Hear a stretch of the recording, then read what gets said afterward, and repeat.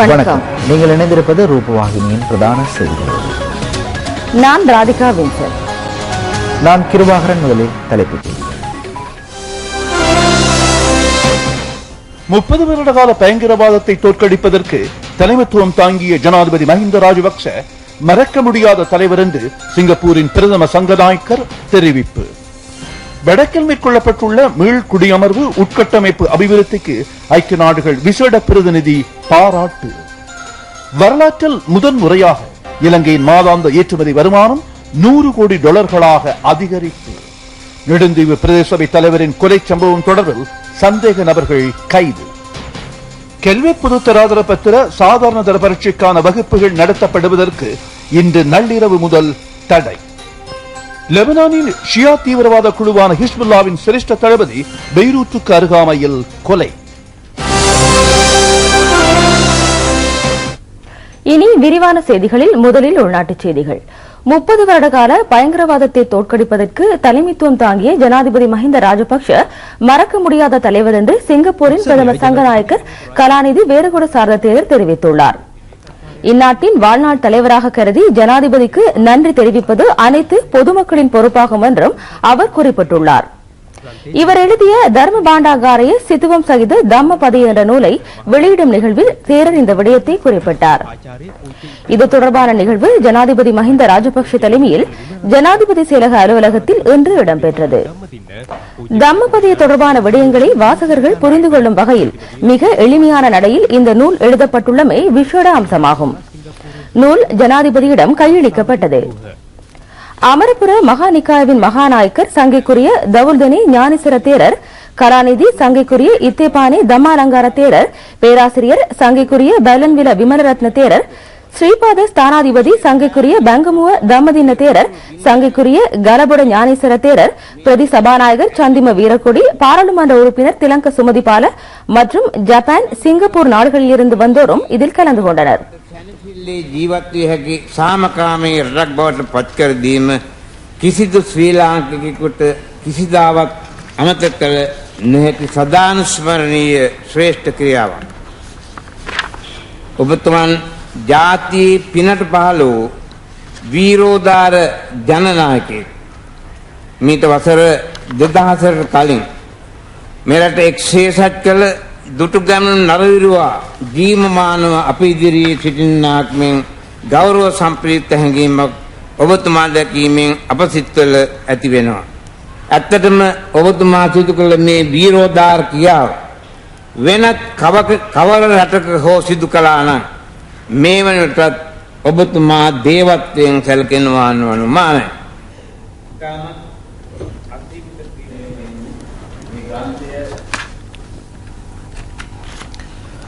பயங்கரவாதம் காரணமாக இடம்பெயர்ந்த மக்களை மீள்குடியமர்த்தல், வடக்கின் உட்கட்டமைப்பு வசதிகளை மேம்படுத்தல் ஆகியவை ஐக்கிய நாடுகள் சபையின் பாராட்டை பெற்றுள்ளன. இலங்கை வந்துள்ள ஐக்கிய நாடுகள் விசேட பிரதிநிதி சலோகோ பியோனி வடமாகாண ஆளுநர் ஜி ஏ சந்திரசிறியை சந்தித்த போது இதனை தெரிவித்தார். ஆளுநரின் அலுவலகத்தில் இந்த சந்திப்பு இடம்பெற்றது. வடக்கின் தற்போதைய நிலைமைகளை கண்டறிவதே இவ்விஜயத்தின் நோக்கமாகும்.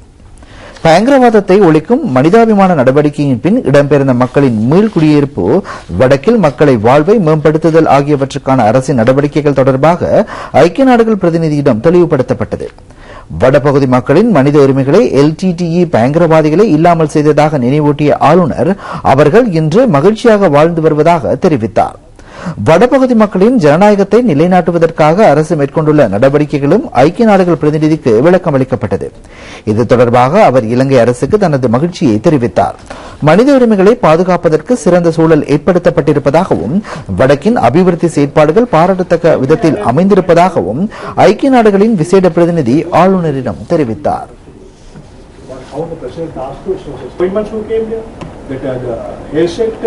The education sectors of the LTTE, this is how the people are coming back to our civilian. வரலாற்றில் முதல் முறையாக இலங்கையில் ஒரு மாதத்திற்குள் ஏற்றுமதி வருமானம் $100 கோடி அதிகரித்துள்ளது. வர்த்தக ஏற்றத்தாழ்வு 38.9% குறைந்துள்ளது. வருடத்தின் முதல் 10 மாதங்களின் பொருளாதார தகவல்கள் மத்திய வங்கியினால் வெளியிடப்பட்டுள்ளன. இதற்கமைய நம் நாட்டின் பொருளாதாரம் காத்திரமான பெறுபேறுகளை வெளிப்படுத்துவதாக சர்வதேச வர்த்தக ஊடகம் தகவல் வெளியிட்டுள்ளது. அக்டோபர் மாதத்தில் மாத்திரம் ஏற்றுமதி மூலமான வருமானத்தை கடந்த வருடத்தில் இதே மாத காலப்பகுதியுடன் ஒப்பிடுகையில் 35% வளர்ச்சியை எடுத்துக்காட்டியுள்ளது. இறக்குமதிக்கான செலவு 2.8 வீதத்தால் குறைந்துள்ளது. வருடத்தின் முதல் 10 மாதங்களிலும் முன்னதான ஆண்டின் காலப்பகுதியுடன் ஒப்பிடுகையில் இறக்குமதி செலவு 6 வீதத்தினால் குறைவடைந்துள்ளது. அக்டோபர் மாதத்தில் சுற்றுலா தொழில்துறை மூலமான வருமானம் 42.3% வளர்ச்சியை எடுத்துக்காட்டியுள்ளது.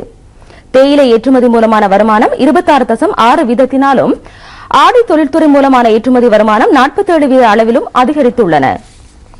வெளிநாடுகளில் உள்ள இலங்கை பணியாளர்கள் மூலம் நாட்டிற்கு கிடைக்கும் வருமானம் 14.8 வீதத்தினால் அதிகரித்துள்ளது.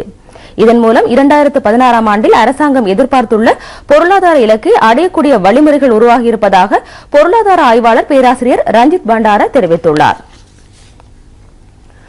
அம்பாறை மாவட்டத்தில் சீரற்ற காலநிலை காரணமாக தொடர்ச்சியாக கனமழை பெய்து கொண்டிருக்கிறது. இதன் காரணமாக மக்களின் அன்றாட வாழ்க்கை பாதிக்கப்பட்டதோடு போக்குவரத்துகளும் சீர்குலைந்துள்ளன. காரைதீவு, மாவடிப்பள்ளி, மாளிகைக்காடு, நிந்தவூர், சாய்ந்தமருது போன்ற பிரதேசங்கள் தொடர் மழையினால் பாதிக்கப்பட்டுள்ளன. தாழ்ந்த நிலப்பரப்புகள் வெள்ளத்தில் மூழ்கியுள்ளன. வயல் நிலங்கள் முற்றாக பாதிக்கப்பட்டுள்ளன. மக்களின் இயல்பு வாழ்க்கையும் சீர்குலைந்துள்ளது. அம்பாறை மாவட்டத்தில் பெரும்போக விவசாயம் ஆரம்பிக்கப்பட்டு 1 மாதம் கூட பூர்த்தியாகாத நிலையில் கடும் மழை பெய்வதால் விவசாயிகள் கவலையடைந்துள்ளனர். நெல் வயல்களுக்கு உரம் மற்றும் கிருமி நாசினிகள் இடப்பட்ட வழியில் மழை பெய்ததால் அவை யாவும் பயனற்று போயுள்ளன என்று விவசாயிகள் கவலை தெரிவித்துள்ளனர். நோவுட் போலீஸ் பிரிவுக்குட்பட்ட பகுதியில் காசல் டி நீர்த்தேக்கத்திற்கு அண்மித்த பிரிவில் முச்சக்கர வண்டியொன்று 50 அடி பள்ளத்தில் விழுந்து விபத்துக்குள்ளாகியுள்ளது. மஸ்கலிய அட்டன் பிரதான வீதியில் முச்சக்கர வண்டி விபத்துக்குள்ளாகியுள்ளது. சாரதி உட்பட 3 பேரும் சிறு குழந்தையும் காயமடைந்துள்ளனர். காயமடைந்த 3 பேரும் டிக்கோயா வைத்தியசாலையில் சிகிச்சைக்காக அனுமதிக்கப்பட்ட அதே சந்தர்ப்பத்தில் மிக மோசமான நிலையில் இருந்த சிறு குழந்தையொன்று நாவலப்பட்டி வைத்தியசாலைக்கு மாற்றப்பட்டுள்ளதாக வைத்தியர்கள் தெரிவித்துள்ளனர். மேலதிக விசாரணைகளை நோவுட் போலீசார் மேற்கொண்டு வருகின்றார்கள்.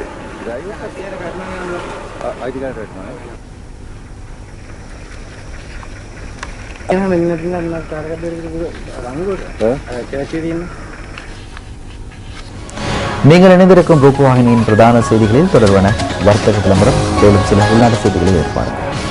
நீங்கள் இணைந்திருக்கும் ரூபவாகினியின் பிரதான செய்திகளில் மேலும் சில உள்நாட்டு செய்திகள். போலீஸ் மா அதிபரின் விசேட உத்தரவுக்கு அமைய குற்றத்தடுப்பு திணைக்களம் மேற்கொண்ட நடவடிக்கையினால் நெடுந்தீவு பிரதேச சபை தலைவரின் கொலை சம்பவம் தொடர்பாக சந்தேக நபர்கள் 3 கைது செய்யப்பட்டுள்ளனர். இது தொடர்பாக போலீஸ் தலைமையக அலுவலகம் வெளியிட்டுள்ள அறிக்கையில் இந்த விடயம் குறிப்பிடப்பட்டுள்ளது. நெடுந்தீவு பிரதேச சபை தலைவர் ஜனியல் ரக்சியன் கடந்த மாதம் 26ஆம் தேதி பூங்குடுதீவில் உள்ள அவரது வீட்டில் உயிரிழந்தார். அவரது தலையில் காயம் ஒன்றும் இருந்தது. இறந்தவரின் மனைவியான ரக்சியன் அனிட்டா தனது கணவர் விஷத்தை அருந்தி தற்கொலை செய்து கொண்டதாக தெரிவித்திருந்தார். ஊர்காவற்றுறை போலீசார் இது தொடர்பாக விசாரணையை மேற்கொண்டனர். நீதிவானின் உத்தரவுக்கு அமைய யாழ்ப்பாணம் உதவி நீதிமன்ற வைத்தியர் மேற்கொண்ட விசாரணையின் போது இறந்தவரின் தலையில் பின்புறத்தில் ஆயுதத்தினால் மேற்கொள்ளப்பட்ட தாக்குதலுக்கான காயம் இருந்ததாக குறிப்பிட்டிருந்தார். இதற்கமைய இவரது மரணம் கொலை என தீர்மானிக்கப்பட்டது. இதனைத் தொடர்ந்து போலீஸ் மா அதிபர் விடுத்த விசேட உத்தரவுக்கு அமைய குற்றத்தடுப்பு திணைக்களம் கடந்த 29ஆம் தேதி இச்சம்பவம் தொடர்பான விசாரணைகளை பொறுப்பேற்று 5 தினங்களுக்குள் சந்தேக நபர்கள் கைது செய்யப்பட்டுள்ளார்கள். இந்த கொலை சம்பவம் இறந்தவரின் மனைவிக்கு தெரிந்ததே இடம்பெற்றுள்ளதாக அறிவிக்கப்படுகின்றது. வடமாகாண சபை எதிர்க்கட்சித் தலைவர் கந்தசாமி கமலேந்திரன், அவரது அலுவலக பணியாளரான லண்டன் சசிதரன் ஆகியோர் கொலை சம்பவம் தொடர்பில் கைது செய்யப்பட்டதாக போலீஸ் தலைமையகம் விடுத்துள்ள அறிக்கையில் குறிப்பிடப்பட்டுள்ளது. இறந்தவரின் மனைவி ரக்சியன் அனிட்டா இந்த கொலை சம்பவத்திற்கு ஒத்தாசை வழங்கியதன் காரணமாக கைது செய்யப்பட்டுள்ளார். கொலைக்காக பயன்படுத்தப்பட்ட 9 மில்லிமீட்டர் ரக கைத்துப்பாக்கியும் 11 ரக தோட்டாக்களும் கண்டுபிடிக்கப்பட்டதாகவும் தெரிவிக்கப்படுகின்றது. சந்தேக நபர்கள் இருவரும் துப்பாக்கி பிரயோகத்தை மேற்கொண்ட பின்னர் தப்பியோடிய மோட்டார் சைக்கிள்களும் கைப்பற்றப்பட்டுள்ளதாக அந்த அறிக்கையில் மேலும் குறிப்பிடப்பட்டுள்ளது. கைது செய்யப்பட்டுள்ள முக்கிய சந்தேக நபர் கந்தசுவாமி கமலேந்திரன் இறந்தவரின் மனைவி அனிட்டாவுடன் கள்ள தொடர்பினை வைத்திருந்தார் எனவும் தகவல்கள் வெளியாகியுள்ளன. இக்கொலை சம்பவம் தொடர்பாக சந்தேக நபர்கள் சிறை வைக்கப்பட்டுள்ளார்கள்.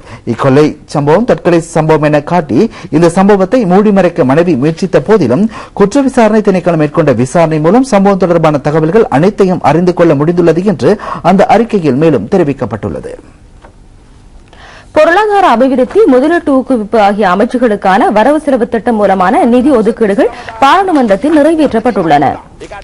தேசிய பொருளாதாரத்தை கட்டி எழுப்புவதற்கான அரசாங்கத்தின் வேலை திட்டத்தில் துரிதமான பெறுபேறுகள் பெறப்பட்டிருப்பதாக இன்று பாராளுமன்றத்தில் இடம்பெற்ற விவாதத்திற்கு பதிலளிக்கையில் அமைச்சர் பசில் ராஜபக்ஷ தெரிவித்தார். இரு அமைச்சுகளுக்கான குழுநிலை விவாதம் இன்று பாராளுமன்றத்தில் இடம்பெற்றமை குறிப்பிடத்தக்கது. අපේ ඊළඟ ඉලක්කය තමයි මේ රටට පිටරටින් ගේන භාණ්ඩ මේ රටේ නිෂ්පාදනය කරන්න පුළුවන් නම් ඒ ද්‍රව්‍ය මේ රටේම ජනතාවට ආදායමක් ලැබෙන විදියට මෙහිම නිෂ්පාදනය කරන්න. අපේ ආහාර පාන සඳහා පමණක් රුපියල් මිලියන 1,49,568ක් වියදම් කරලා තියෙනවා. මේවා හුඟක් දේවල් අපේ රටේ නිෂ්පාදනය කරන්න පුළුවන්. අපේ රටේ ජනතාවට ගොවීන්ට මේ මුදල් යන විදියට අපි කටයුතු කරන්න ඕන. ඒන් කීපයක්ම අපි ස්වයංපෝෂිත වුණා. මේ අවුරුද්ද වෙනකොට අපි අල ලූණු වලින් ස්වයංපෝෂිත වෙන්න උත්සාහ කරනවා. කෘෂිකාර්මික භාණ්ඩ විතරක් නෙවෙයි. අපි හඳුන්කූරුත් පිටරටින් ගේනවා. මේ හඳුන්කූරු නිෂ්පාදනයේ ගෘහ කර්මාන්තයක්. ගෘහණියන් 21000කට ලේසියෙන් රැකියාව ලබා දෙන්න පුළුවන්. ඒ වගේම රෙදි ටික බලන්න. අපි ඇඟලුම් කර්මාන්තය කියන වේ අංගවල තිබිච්ච එක වැහුවා. போலீஸ் சேவையில் அனைத்து பதவி உயர்வுகளையும் வழங்குவதற்கு நடவடிக்கை மேற்கொள்ளப்படும் என்று சட்டம் மற்றும் ஒழுங்கு தொடர்பான அமைச்சின் செயலாளர் மேஜர் ஜெனரல் நந்த மல்லவராட்சி தெரிவித்துள்ளார். இந்த அமைச்சை செட்சிரிப்பாயவில் உள்ள புதிய கட்டிடத்தில் அமைக்கும் பொருட்டு இன்று நடைபெற்ற வைபவத்தில் அவர் இந்த விடயத்தை குறிப்பிட்டார். பிரதமர் DM ஜெயரத்ன பிரதம அதிதியாக இதில் கலந்து கொண்டார். சட்டம் மற்றும் ஒழுங்கு தொடர்பான அமைச்சு ஜனாதிபதியின் ஆலோசனைக்கு அமைய கடந்த ஆகஸ்ட் மாதத்தில் அமைக்கப்பட்டது. போலீஸ் திணைக்களம், விசேட படையணி ஆகியன அமைச்சுக்கு உட்பட்ட விடயங்களில் இடம்பெற்றுள்ளன. சட்டம் மற்றும் ஒழுங்கை பாதுகாப்பதற்கான கொள்கையை வகுத்தலும் ஒழுக்கத்தை மதிக்கும் நாடொன்றை கட்டியெழுப்பும் பொறுப்பும் இதற்கு வழங்கப்பட்டுள்ளன. அமைச்சின் புதிய இணையதளமும் இன்று ஆரம்பித்து வைக்கப்பட்டது. காத்திரமான போலீஸ் சேவைக்கான சகல நடவடிக்கைகளும் மேற்கொள்ளப்படும் என்று செயலாளர் குறிப்பிட்டார். ඔවුන්ගේ උසස් වීම් සම්බන්ධව යම් ගැටලු තියෙනවා. கல்வி பொதுதராதர பத்திர சாதாரண தர பரீட்சைக்கான வகுப்புகள் நடத்தப்படுவது இன்று நள்ளிரவு முதல் தடை செய்யப்பட்டுள்ளது. இது எதிர்வரும் 20ஆம் தேதி வரையில் நடைமுறையில் இருக்கும் என்று பரீட்சைகள் திணைக்கள ஆணையாளர் WMNJ புஷ்பகுமார் தெரிவித்துள்ளார். 1968ஆம் ஆண்டின் 25ஆம் இலக்க பரீட்சைகள் சட்டம் மற்றும் 2013 ஜூன் 21ஆம் தேதி வெளியிட்டுள்ள வர்த்தமானி உத்தரவுக்கு அமைய இந்த அறிவிப்பு விடுக்கப்பட்டுள்ளது. சம்பந்தப்பட்ட வகுப்புகளை ஏற்பாடு செய்தல், நடத்துதல், சேலமறுகளை கருத்தரங்குகள் மாதிரி வினாவிடை பத்திரங்கள் அச்சிடுதல், விநியோகித்தல் ஆகியன தடை செய்யப்பட்டுள்ளன. பரீட்சை வினாபத்திரத்திற்கு அமைவான கேள்விகள் வழங்கப்படுவதாக அறிவித்தல், கைநூல், இலத்திரனியல் மற்றும் அச்சு ஊடகம் மூலம் அல்லது பகிரங்கமான முறையில் இவற்றை வைத்திருப்பது தடை செய்யப்பட்டுள்ளது. இந்த விதிமுறைகளை மீறுவோருக்கு எதிராக கடும் சட்ட நடவடிக்கைகள் மேற்கொள்ளப்படும் என்று பரீட்சைகள் ஆணையாளர் தெரிவித்துள்ளார்.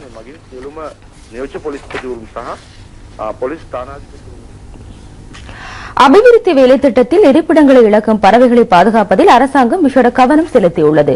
இதுகுறித்து விரைவாக அறிக்கை ஒன்றை தருமாறு ஜனாதிபதி மஹிந்த ராஜபக்ஷ சுற்றுலா ஆய்வாளர்களுக்கு பணிப்புரை வழங்கியுள்ளார். இது தொடர்பான தகவல்களை எமது ரூபவாகினி கூட்டுத்தாபனம் வழங்கியது. அகில இலங்கை ஐயப்பா சேவா சங்கத்தின் 38வது ஆண்டு சபரிமலை யாத்திரைக்கான பூஜை வழிபாடுகளில் விசேட புஷ்ப அலங்கார பூஜை ஜிந்துப்பட்டி ஸ்ரீ சிவசுப்பிரமணிய சுவாமி ஆலய மண்டபத்தில் நேற்று மிக சிறப்பாக நடைபெற்றது. கொழும்பு ஜெயந்தி நகர் ஜிந்துப்பட்டி ஸ்ரீ சிவசுப்பிரமணிய சுவாமி கோவிலின் கனகலிங்க மண்டபத்தில் கார்த்திகை 1ஆம் தேதி தொடக்கம் பிரதம குருசாமி போனா ரவீந்திரகுமாரன் தலைமையில் சபரிமலை யாத்திரை செல்லும் ஐயப்ப சுவாமிமாரின் வழிபாட்டு நிகழ்ச்சிகள் இடம்பெற்று வருகின்றன. நேற்று நடைபெற்ற விசேட புஷ்ப அலங்கார பூஜையில் பாராளுமன்ற உறுப்பினர் பிரபா கணேசன், ஜனாதிபதியின் இந்து மத அலுவல்கள் இணைப்பாளர் பிரம்மஸ்ரீ ராமச்சந்திர குருக்கள் பாபு சர்மா ஆகியோர் கலந்து கொண்டனர்.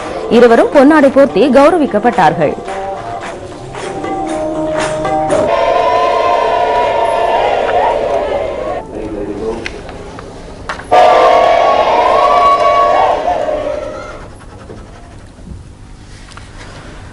ஜனாதிபதி சட்டத்தரணியான புவனேக அலுவிகார உயர்நீதிமன்றத்தின் நீதிபதியாக நியமிக்கப்பட்டுள்ளார்.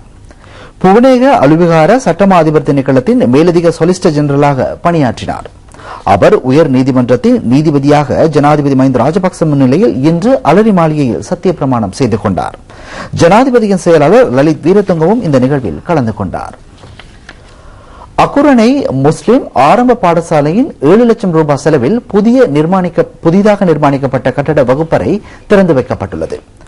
பாடசாலை அதிபர் ஃபௌசல் தலைமையில் நடைபெற்ற இந்த நிகழ்வில் மத்திய மாகாண முதலமைச்சர் சரத் ஏக்கநாயக்க பிரதம விருந்தினராக கலந்து கொண்டு வகுப்பறையை திறந்து வைத்தார். அவர் அங்கு கருத்து வெளியிடுகையில் 40 வருடங்கள் புராதனமான கட்டிடங்களுக்கு பதிலாக புதிய கட்டிடங்கள் அமைக்கப்படும் என்று கூறினார். அக்குரணை பிரதேச சபை தவிசாளர் ஜிம்சான் உட்பட கல்வித்துறை அதிகாரிகள் பலர் அங்கு சமூகம் அளித்திருந்தனர்.